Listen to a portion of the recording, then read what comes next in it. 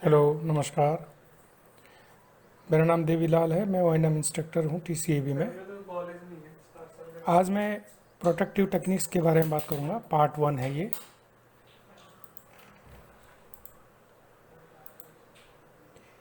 जैसा कि आपको मालूम है कि कभी भी आपको चेहरे में डायरेक्ट चोट लगती है, शरीर के ऊपरी हिस्से में चोट लगती है, तो बहुत ही घातक होता है किसी के भी। और किसी दृष्टि दिव्यांगजन के चोट लगे तो वो थोड़ा सा चलने फिरने में डिमोटिवेट होता है, अगर खासकर वह न्यूली ब्लाइंडेड व्यक्ति हो। और अक्सर देखा जाता है कि जो दृष्टि दिव्यांगजन हैं, इन सब चीज़ों को फेस करते रहते हैं, एनकाउंटर करते रहते हैं इन सब चीज़ों को जब भी वो वातावरण में चलते हैं। लेकिन हम इसको कम कर सकते हैं, इससे छुटकारा पा सकते हैं या इसको मिटिगेट कर सकते हैं। कैसे? अगर हम एक गुड प्रोटेक्टिव टेक्निक, एक अच्छे प्रोटेक्टिव टेक्निक का इस्तेमाल करें, जिससे कि जितने भी रुकावटें हैं उनको शरीर में लगने से अपने आप को बचा सकते हैं। ये एक प्रकार से ये समझ लीजिए कि एक सेल्फ डिफेंसिव कदम है। अपने ही हाथों और अपने बाहों का प्रयोग करना, और जहाँ भी हम जाएं, किसी नए स्थान में जाएं या दुर्घटना संभावित क्षेत्र में जाएं, तो अपने आप को बचाते हुए हाथों का प्रयोग करते हुए आगे बढ़ें। कभी भी ओपन स्पेसेस में जा चलते समय, चाहे फैमिलियर हो या नॉन फैमिलियर स्थान हो, हम अपने आप को अपर बॉडी प्रोटेक्शन टेक्निक के माध्यम से बचाते हैं। साथ ही साथ हाथों के द्वारा और बाह के द्वारा ही हम अपने शरीर के निचले हिस्से यानी कि लोअर बॉडी को भी हम बचाते हुए चलते हैं, क्योंकि हाथ जो है इस समय बम्पर का काम करते हैं। इसी के साथ साथ सेल्फ प्रोटेक्शन जो टेक्निक है, ये हम लोग साइटेड गाइड के टेक्निक के साथ भी प्रयोग में ला सकते हैं, ट्रेलिंग के दौरान भी, तथा छड़ी के माध्यम से अगर हम चल भी रहे हैं तो भी जब हमको नीड होती है, ज़रूरत होती है, तो हम लॉन्ग केन चलाते समय भी, आउटडोर मोबिलिटी करते समय भी, इनडोर मोबिलिटी करते समय भी वहाँ हम प्रोटेक्टिव स्किल का इस्तेमाल कर सकते हैं। पर आज हम लोग अपर बॉडी प्रोटेक्टिव टेक्निक पर फोकस करेंगे।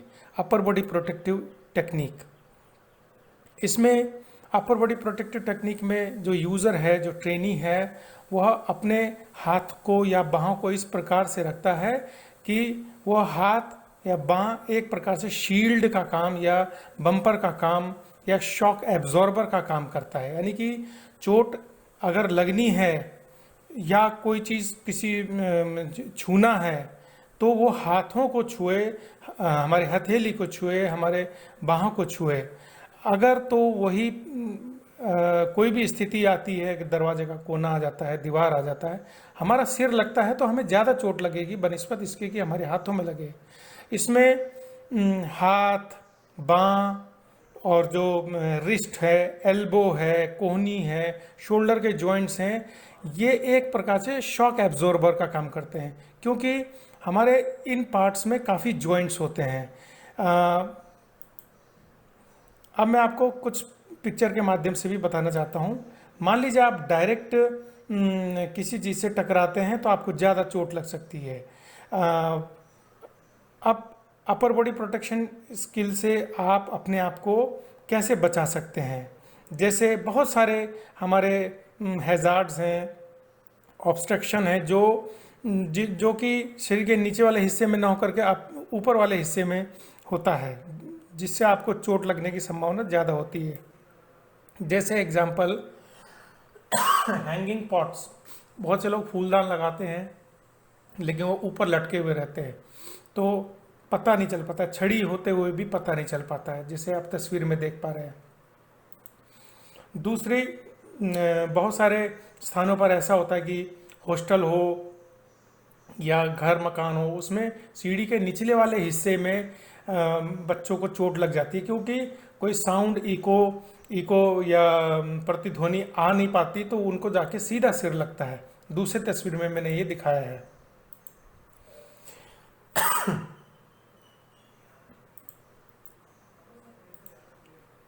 इसी प्रकार से अध खुले हुए दरवाजे सीधा व्यक्ति को माथे पे चोट पहुंचाते हैं अगर उसने प्रोटेक्शन स्किल इस्तेमाल नहीं किया है। रूम डोर्स हैं जो पार्शियली ओपन होते हैं, अध खुले हैं, ओपन कपबोर्ड है, इसी प्रकार से खिड़कियां अगर आधी खुली हों आधी बंद हो तो ये पता चलने नहीं देते हैं दृष्टि दिव्यांगजन को कि मुझे इससे कैसे बचना है, और वो वहाँ से कोई सूचना भी नहीं आ रही होती है। यहाँ अगर दृष्टिवान व्यक्ति होता है तो वो तो एक ग्लांस या एक दृष्टि से ही पता लगा लेता है कि मेरे को इन सब चीज़ों से चोट लग सकती है, तो बच के निकल जाता है। लेकिन दृष्टि दिव्यांगजन को ऐसी कोई विजुअल इंफॉर्मेशन प्राप्त नहीं हो रही होती है, तो उसको चोट लगने की बहुत संभावना होती है। इसी प्रकार से दीवार के कॉर्नर्स हैं, पिलर्स हैं मकानों के अंदर। ये तस्वीर में मैं आपको दिखा रहा हूँ, दीवार के कॉर्नर, पिलर्स हो गए, मकान के पिलर्स हो गए, कॉर्नर भी, दरवाजे आधे खुले हुए, ये सभी वस्तुएं ऐसी चीज़ें हैं, ऑब्स्ट्रक्शंस ऐसी हैं जो आपको हमेशा चोट पहुंचा सकती है। इसी प्रकार से आप रोड में बाहर निकलते हैं तो एडवर्टाइजमेंट बोर्ड्स हैं, साइन बोर्ड्स हैं, ये भी आपको चोट पहुंचाते हैं। जैसे किसी दुकान के बाहर साइन बोर्ड लगा हुआ है, कहीं एडवर्टाइजमेंट बोर्ड लगा हुआ है, बाहर कोई हैंगिंग पॉट्स लगे हुए हैं, कोई डिज़ाइनर वस्तुएं लगी हुई है, आम लोगों के लिए तो ये कोई दिक्कत नहीं है, लेकिन जहाँ तक दृष्टि दिव्यांगजन की बात है ये चोट पहुँचा सकते हैं। इसी प्रकार से कोई भी व्यक्ति गांव क्षेत्र में भी अगर वो किसी फुटपाथ से चल रहा है, मेड़ों से चल रहा है और किसी अध पक्के रास्ते से चल रहा है, तो रास्ते में पेड़ों की टहनियाँ आ जाती हैं जिससे उसको चोट लगने की संभावना होती है। इसी प्रकार के खुले स्थानों में, बाज़ारों में ट्रकों के टेल बोर्ड्स होते हैं, रिक्शों के पीछे वाले हिस्से होते हैं, उनसे भी दृष्टि दिव्यांगजन को हमेशा चोट लगने की संभावना होती है। ये मैं एनिमेशन के माध्यम से भी आपको दिखा पा रहा हूँ। लेकिन यहाँ पर एक बात यह है, जो पूर्ण रूप से दृष्टि बाधित है उनको तो प्रॉब्लम होती है, लेकिन जो लिमिटेड विजन वाले भी व्यक्ति होते हैं, जिनको रेजिडुअल विजन होती है, वो भी इन सब चीज़ों से बच नहीं सकते हैं, उनको भी चोट लगने की बड़ी संभावना होती है। और जब भी हम कोई चीज़ नीचे झुकते हैं बाल्टी उठाने के लिए, मग उठाने के लिए, कोई गिरा हुआ वस्तु उठाने के लिए, या बाथरूम में, टॉयलेट में, अक्सर हमारे सिर में चोट लग जाती है। तो जब भी आप झुकने का काम करें, कोई वस्तु उठाने, ज़मीन से उठाने का काम करें, तो अपने अपर बॉडी प्रोटेक्शन स्किल को इस्तेमाल करते हुए ज़रूर आप उठाएं।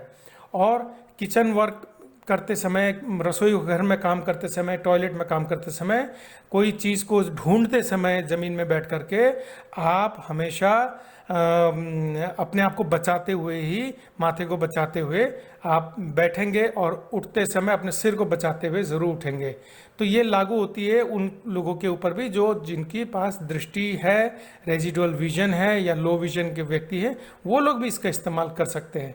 नाउ इसमें प्रक्रिया क्या होती है अपर बॉडी प्रोटेक्शन की, ये तस्वीर के माध्यम से मैं दिखा पा रहा हूँ कि किस प्रकार से अपने आप को बचा के चलना है।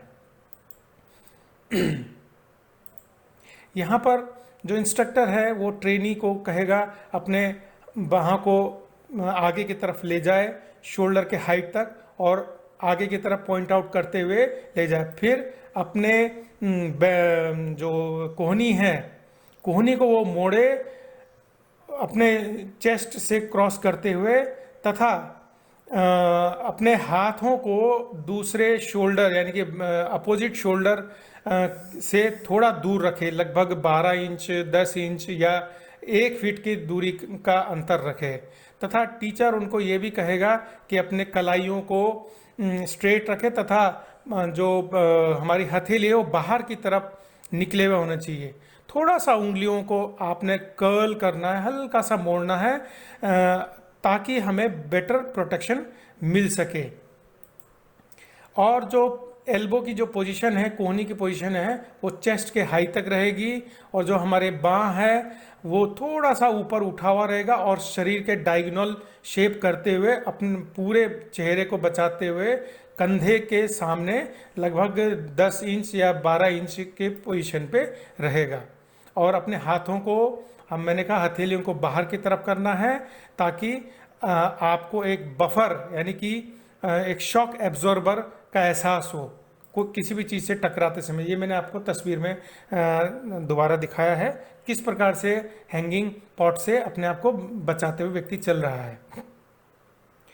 और यहाँ पर एक बात ये भी है कि इस पोजीशन को आपने लगातार बनाए रखना है। 1 मिनट या 2 मिनट तक आप ट्रेनिंग की जो सेशन स्टार्ट होते हैं तो आप 1-2 मिनट तक इसको कर सकते हैं, लेकिन धीरे धीरे धीरे धीरे 1 मिनट 2 मिनट करते हुए आप 4-5 मिनट तक इसको मेंटेन करने की आदत डालें, क्योंकि आपको बहुत बार आउटडोर मोबिलिटी भी करनी पड़ती है, तो वहाँ पर ना जाने कब आपको चीज़ें टकरा जाए। बहुत बार आप रोड में चलते समय ट्रक सामने आ जाते हैं, रिक्शे के पीछे वाले हिस्से सामने आ जाते हैं, गाड़ियों के पीछे सामने आ जाते हैं, तो हमें काफ़ी देर तक अपने आप को बचा के चलना पड़ता है। यहाँ पर एक बात और है कि टीचर यानी कि हम लोग ये बताएंगे जो अपर बॉडी है ये इसमें एक बात ध्यान रखना कि ये पार्शियली प्रोटेक्टेड ही है, और कभी कभी हाथ और बाह थक भी जाते हैं, लेकिन इसमें आप क्या कर सकते हैं, आप दूसरे हाथों का प्रयोग ला सकते हैं। यानी कि मान लीजिए एक हाथ आपने 5-6 मिनट 10 मिनट किया, प्रोटेक्शन किया, अगर वो हाथ थक गया है तो आप दूसरे हाथों का प्रयोग भी कर सकते हैं। और जहाँ तक कुछ बीमार लोग हैं या उम्र दराज लोग हैं जो अपने हाथों को बहुत देर तक ऊपर नहीं उठा सकते हैं, वो इससे बचने के लिए किसी टोपी हो, कैप हो या वीज़र हो, इसका प्रयोग कर सकते हैं ताकि आपके चेहरे कभी भी डायरेक्ट किसी वस्तु से न टकराए।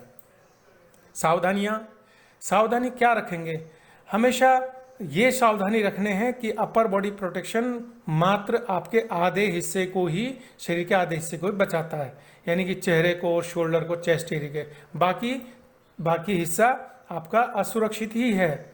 और कमर से नीचे हो गया और अचानक आने वाले गड्ढे हो गए, अचानक आने वाले सीढ़ियाँ हो गई जो ढलान की तरफ आ रही है, उतराई की तरफ सीढ़ियाँ जो उतरती हुई हों, वहाँ पर हमेशा की तरह खतरा ही रहता है।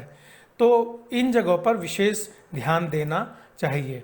और इन स्थानों पर ऐसे ड्रॉप ऑफ वाले स्थानों पर, स्टेप्स वाले स्थानों पर आप क्या करेंगे, आप combination of upper body lower body का भी इस्तेमाल कर सकते हैं और लॉन्ग कैन का प्रयोग भी आप कर सकते हैं। इससे आपकी मोबिलिटी स्मूथ रहेगी और आपको मैक्सिमम प्रोटेक्शन मिलता रहेगा। इसी के साथ बहुत बहुत धन्यवाद। मैं आगे इसका सेकंड पार्ट भी लेके आऊँगा। Thank you very much.